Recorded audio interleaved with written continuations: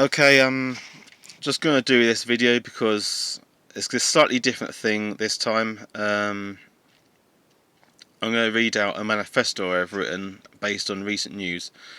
So the other day it's announced Border Morris will no longer black up. I suppose I'm glad about this. I've never felt comfortable seeing this at live events. At the same time, I have noticed American academics making claim that all Border Morris in England / Welsh border was directly inspired by the racist black and white minstrel movement from states. What bothers me is these are white middle class Harvardians making aspersions about traditions that's not even their own, coupled with the fact that many Americans have co-opted Border Morris, often as part of their own neo-pagan movements. I'd say there's a name for this. Cultural appropriation, anyone? Such jokes aside, I think more than ever, now that #BLM has apparently now closed the lid on public blacking up for good, it is all the more important to lift it again on Border Morris's actual past.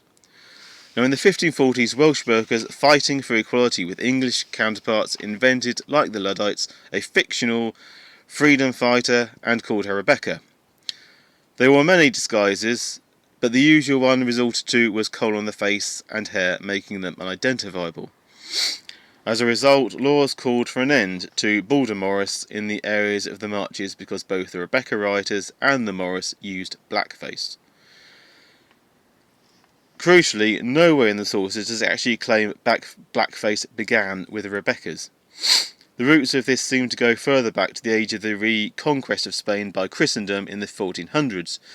The predecessor caliphate was peopled by many Berber people who were dubbed Moors, that is, the people of Mauritania, an ancient city on the North African coast. Berbers were a racially mixed group, varying from very pale-skinned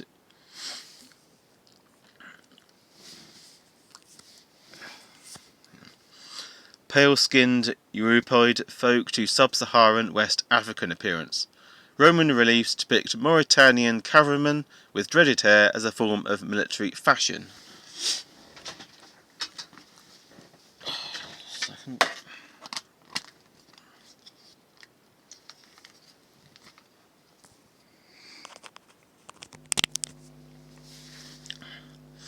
The Iberian peoples had knowledge of these people and the contact for millennia, and they shaped how they saw their own country's past. Tales still abound about a legendary race of fairy serpent people called in modern Spanish the Mora Encantada, or the Black Fairies. The appearance of black-faced mummers in Henry VIII's court coincides with the popularisation of the Morisca dance that took off in Spain, formerly having been the vestige of a folk rite going back to very ancient pagan times. Interestingly, folklore of the Black Fairies mostly abounds in Portugal and Galicia, both semi-independent former Celtiberian regions. Incidentally, I have to say here the name Morris in this context is believed to derive from Moorish. Only the Border Morris continued the Guy tradition of black, rugged clothes and blackface, the current familiar look of the cowboys and lederhosen that has become the popular image of Morris is in fact an innovation of Prince Albert in the 19th century. Albert toured many communities as Victoria's consort and was always altering the aesthetics of English tradition to make them more German in character. Border Morris thankfully escaped this royal interference, but it's unlikely to escape the same treatment from PC culture. The irony is that black British people, despite initial discomfort in encountering blackface, have tended to express respect for this folk cultural tradition, whilst the anger at continued use of blackface has tended to come from white liberals of the left, who, in being brought up to feel shame about white society's past deeds, have been particularly vocal in attacking Border Morris. So to open up this topic a little bit, we need to ask, how have we come to this point? How have whites become so divided against themselves? Much of it, of course, comes from perceived lack of identity. At its worst, it is white guilt, unintentionally patronising people of colour while continuing to demonise working-class whites. I think it's time we all did away with this strange preoccupation with colour. It is not healthy to be regarding ourselves this way in the 2020s. For me, the most progressive folk are those who call themselves European Americans or British English instead of white American or white British.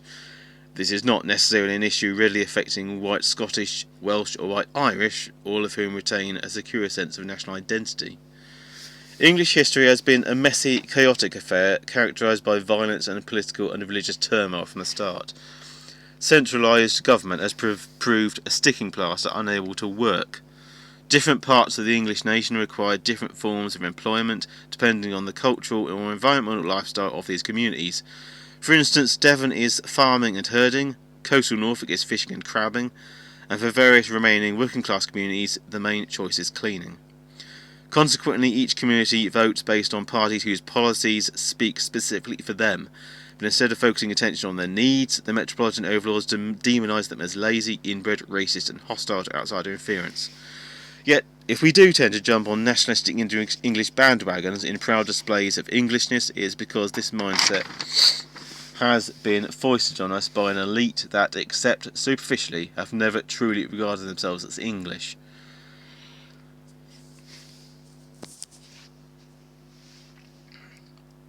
The aristocratic rulers of land, property and titles see themselves as proud descendants of the Norman conquerors of Britain in the 11th century. In this way they can loftily view themselves as culturally, morally and intellectually superior to those at the bottom of the pile, the Anglo-Saxon losers, we English, who are destined to live forever in servitude to them. We can never undo the wrongs done in our own name in the past. They must be acknowledged, but so too must the victimhood of our own English common folk. It is not a race to the bottom to recognise this, because ultimately the rich and powerful choose to promote this narrative because they feel entitled by their belief in their Christian God, specifically the Catholic one. Look around you and you see abbeys and cathedrals, powerful symbols of this crushingly hierarchical religion. Such a system has allowed the sexual abuse of our children and the stealing under the name of adoption of our babies born out of wedlock to be committed against us. If we run a narrative unconducive to scientific genetic analysis, it is not because of romanticised jingoism of English victims of French Norman tyrannical rule, but because the British class system is based along these lines by the ruling elites of the aristocracy. Even we forget how ingrained into English consciousness this has become. The way out of this mental colonialism must be down to our strive to rediscover our traditions from Morris, wassailing, the Ichabod ceremony, the various eras of English folk music, and of course the revival of the pantheon of the old English gods, and our philosophy of Willardism. Morris as a living tradition must be preserved in whatever fluid form it takes next. If we English are to regain a sense of who we are, this is what our people must do. None of this, of course, is to diminish British Christianity, of course. Most English are indeed now Christians and follow either the Anglican or Methodist churches. Rather, we seek to attain a level playing field with other more hierarchical systems ruling us in our own nation. Thank you for watching. Where's Dale?